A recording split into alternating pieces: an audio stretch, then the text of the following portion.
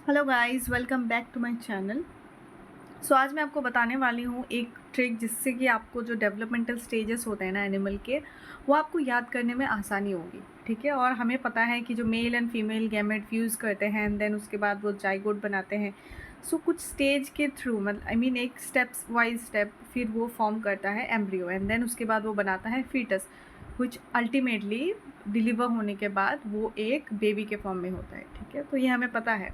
सो अब दिक्कत ये होती है कि ये हमें याद करने में बड़ी दिक्कत होती है कि यार मतलब होल प्रोसेस को, कि इसके बाद ये आता है, इसके बाद ये आता है, इसको याद कैसे कर। कुछ लोगों के लिए काफ़ी आसानी होती है याद करना, बट कुछ लोगों के लिए डिफ़िकल्ट होता है, उनको किसी ट्रिक की ज़रूरत होती है।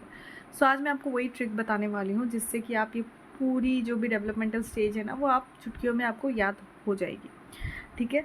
सो हाँ, सबसे पहले हमें पता है कि जो मेल है ना, male gamete plus female gamete, male के इसमें क्या होता है, स्पर्म होती है, और फीमेल के केस में क्या होता है, एग होती है। ठीक है। तो मेल और फीमेल जब फ्यूज़ करते हैं ना, तो वो फॉर्म करते हैं जाइगोट।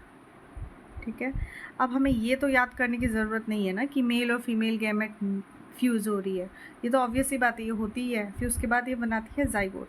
फिर जाइगोट के बाद ये बनाते हैं कि देखिए, जाइगोट के बाद क्या होता है ना, कुछ डेवलपमेंटल स्टेजेस होते हैं, जैसे 2 सेल फिर 4 सेल, इसे डिवाइड हो के ना एक 16 सेल की एक स्टेज आती है।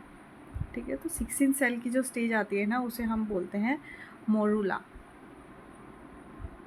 ठीक है।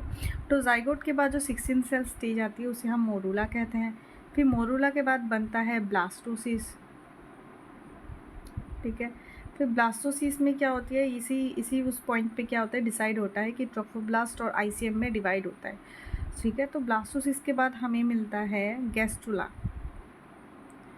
जिसमें एक्टोडर्म एंडोडर्म डिसाइड होता है, मेसोडर्म ये डिसाइड होता है। फिर उसके बाद मिलता है हमें गैस्ट्रुला। ठीक है। फिर गैस्ट्रुला के बाद आता है एक स्टेज जिसे बोलते हैं हम नेरुला। अब नेरुला कुछ बुक्स में आपको क्या होता है, नेरुला के उसमें लिखा होगा, कुछ में आपको क्या दिखेगी कि ऑर्गेनोजेनेसिस बोल के मेंशन होगी।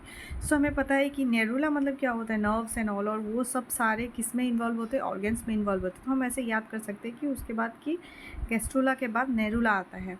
फिर नेरुला के बाद ऑब्वियसली फिर उसके बाद होती है एम्ब्रियो, फिर एम्ब्रियो के बाद फीटस। ठीक है। फिर एम्ब्रियो के बाद होती है फीटस, फिर एम्ब्रियो के बाद फीटस। यहाँ मैं इधर ऐसे लिख देती हूँ, मेल एंड फीमेल फ्यूज़ हो रहे हैं, फिर उसके बाद जाइगोट बना रहे हैं। ठीक है।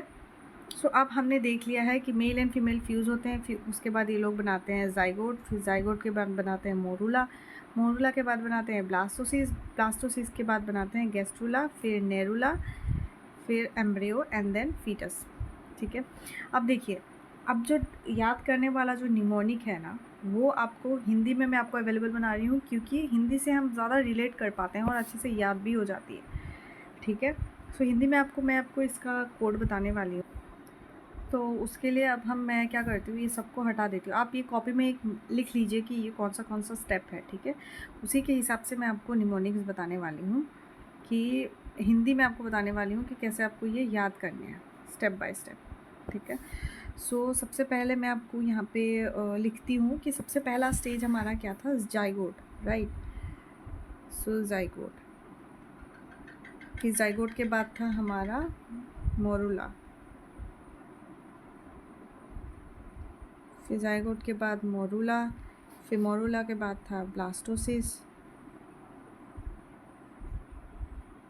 फिर ब्लास्टोसिस के बाद था गैस्ट्रुला, गैस्ट्रुला, फिर उसके बाद नेरुला, फिर उसके बाद एम्ब्रियो, फिर उसके बाद फीटस। ठीक है। तो अब हमें पता है जाइगोट के लिए हम यहाँ बोलेंगे ज़िंदगी,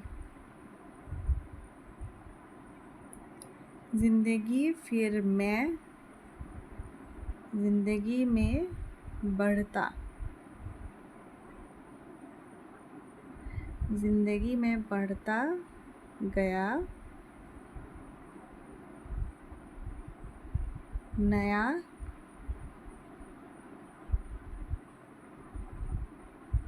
इंग्लिश फैसिलिटी। अब देखिए आपको ये कैसे याद रखनी है कि हमें पता है कि अब with day to day life ना हमारा क्या होता है, जो लाइफस्टाइल है वो काफ़ी ज़्यादा मॉडर्न हो रही है, ठीक है। हम क्या करते हैं, पहले हम सिर्फ इंडियन चीज़ें यूज़ करते थे, अब हमें क्या होता है थोड़ा बहुत बाहर की जो इंटरनेशनल चीज़ें हैं ना वो भी हम मतलब यूज़ करने लगे हैं, खाने लगे हैं, यूज़ करने लगे हैं, पहनने लगे हैं, ठीक है। तो फिर इसीलिए हम लास्ट में हम इसे मेंशन कर रहे हैं इंग्लिश फैसिलिटी बोल के, ठीक है, इंग्लिश फैसिलिटी। तो इसमें आपको ध्यान क्या देना है, जेड जाइगोट से ज़िंदगी हो गया, एम से मोरूला हो गया, फिर बी से ब्लास्टोसिस, जी से गैस्ट्रूला, फिर एन से नेरूला, और एम्ब्रियो से इंग्लिश, और एफ से फैसिलिटी, फीटस से फैसिलिटी, ठीक है। सो ऐसे आपको याद रखनी है, ये द कोड इज़ ज़िंदगी में बढ़ता गया नया इंग्लिश फैसिलिटी। सो ऐसे ही आपको ये सारे स्टेजेस याद हो जाएंगे। सो आई होप कि आपको मेरी वीडियो हेल्पफुल रही है, और अगर आपको मेरी कंटेंट पसंद आ रही है और आपको समझ में आ रहा है तो प्लीज़ एक लाइक और सब्सक्राइब कर दीजिएगा। और अगर आपको लगता है कि आपके फ्रेंड्स को भी आपको शेयर करनी चाहिए तो काइंडली शेयर भी कर दीजिए। If you have any doubt कि समझ नहीं आया फिर कुछ भी हो regarding this and all the content that I have created, so kindly comment on my comment section, जिसके वजह से जिससे मुझे पता लगे कि what I have to do and had, और उसके बाद मैं आपकी मदद कर पाऊँ, बेटर मदद कर पाऊँ, ठीक है। Okay, thank you so much for watching guys, have a nice day.